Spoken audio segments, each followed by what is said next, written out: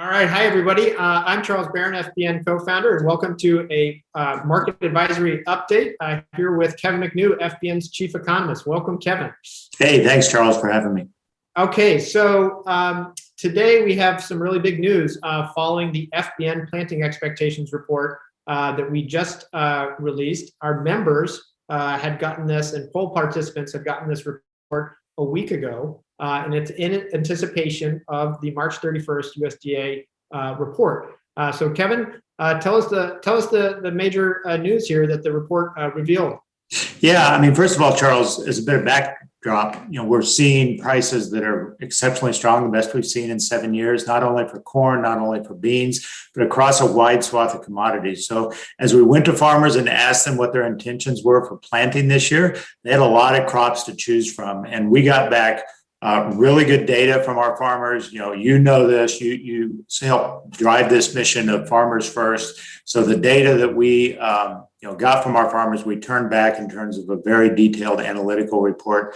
But those 1,800 farmers that responded really kind of told us some key things. First, they told us they really like corn and they're going to grow more corn. So we came out with a corn estimate of 93.5 million acres. That's kind of above where most traders are right now. Most analysts are kind of generally in that 92.5 range. I think the real shocker, though, is that we see a hard time getting to 90 million acres for soybeans. And that's really important as we enter the growing season with exceptionally tight soybean carryout. USDA back in February said they thought we would get 90 million acres. Traders have kind of adopted that number. And we just see a really hard time seeing a path for U.S. farmers growing a total of 90 million acres. So we think it sets up pretty interesting price dynamics going forward. Well, so, in assessing the results, I think it's important to remind everyone of the methodology here. So FBN, we are a network of thousands of farms around the US and Canada, and we frequently poll, sometimes via text message, sometimes in this case, a more interactive online survey. And in this case, over 1,800 farms responded, which is a very statistically significant result from across the country, representing a full breadth of crops. And so what that allows us to do is look state by state in a very detailed way on each crop. And I think what that feeds into is the results that we saw. I was very interested in the corn. While we saw corn go up overall, you saw some big swings in people's expectations in the I states were down, but then the Dakotas, and especially in North Dakota, an additional 1.7 million acres, of corn expecting to come online. So I think that really feeds into what you're seeing on the soybean side as well.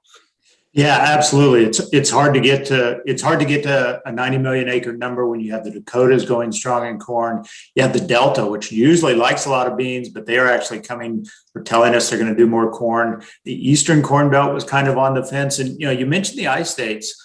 That's the one place we do see a kind of a tendency for beans. And, what we saw from the data and what we're hearing anecdotally is that last year's derecho storm kind of having some ripple effects for this growing season.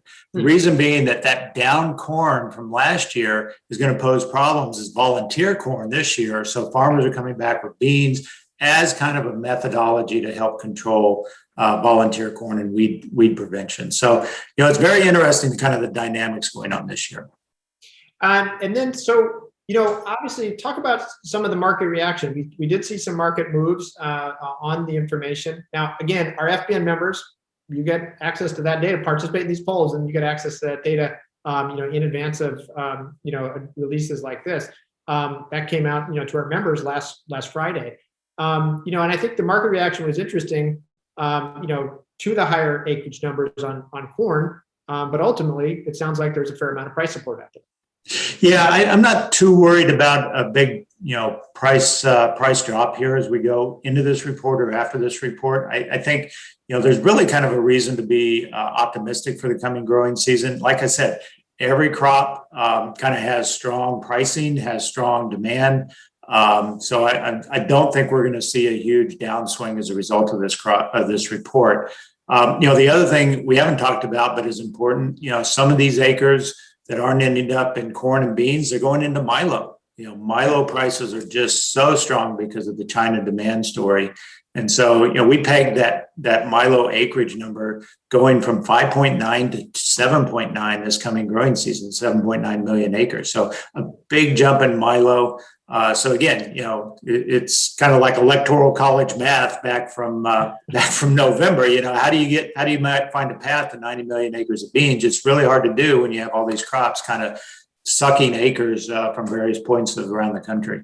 Yeah, the sorghum number Milo was very interesting. 35% increase in the acres there. Although the other thing that as we were talking about before that is corresponding with as corn started running up, and then the shock that we had in Texas with the freeze and natural gas access has been fertilizer prices have been very high, and that's causing some reconsideration of soybean. Are you seeing much of that, or people changing now back into beans, last minute?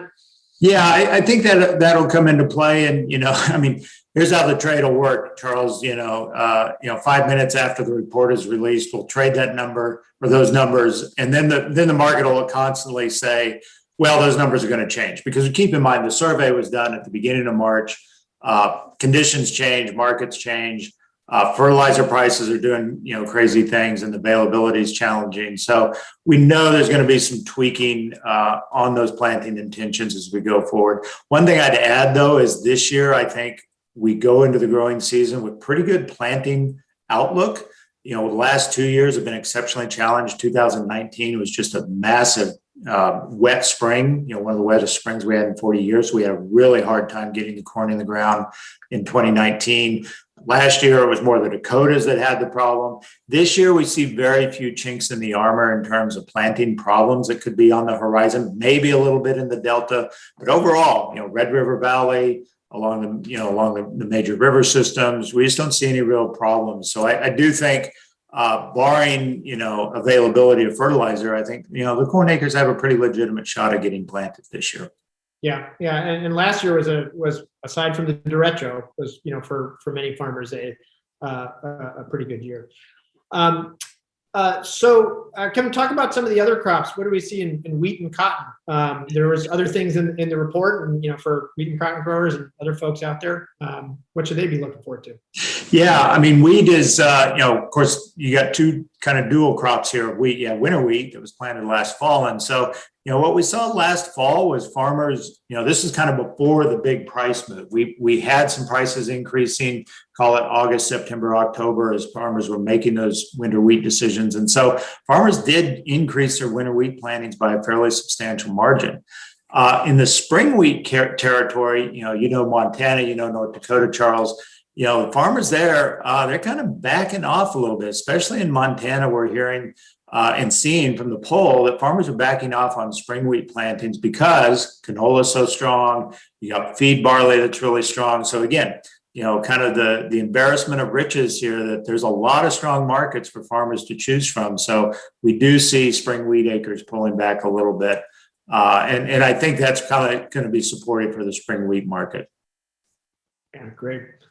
To all our FBN members out there, thank you so much for participating in the poll. For everyone who's interested in these type of market analysis, we do this regularly at FBN, and Kevin has released this commentary daily. And so please come to FBN.com and check out FBN Market Advisory if you'd like to learn more. We'll be holding these kind of analyses and reports very regularly, and hope to get back to more regular polling here as planting starts picking up. Kevin, any final thoughts for everyone?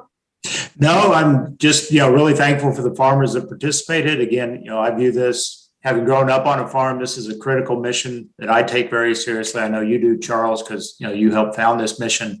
The other thing I'd say is, hopefully we'll be out on the road this summer and, places in Nebraska and Illinois and all around the country, talking to you in person. So stay safe out there this planting season.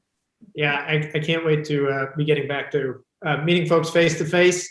So thank you very much, everyone. And please, any more questions, visit us at FBN.com.